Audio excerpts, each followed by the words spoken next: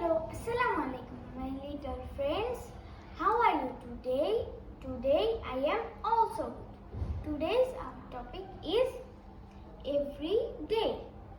ছোট্ট বন্ধুরা, আমরা তো প্রতিদিনই অনেক কাজ করি, যেমন স্কুলে যাই, পানি পান করি, ভাত খাই, ঘুমাই।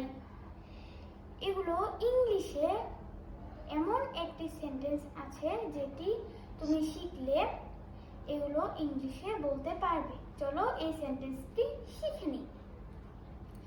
I eat rice every day. আমি প্রতিদিন ভাত খাই। I go to school every day.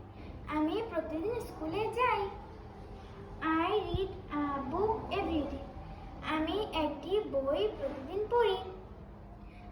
I sleep every day. আমি প্রতিদিন ঘুমাই। I drink water every day.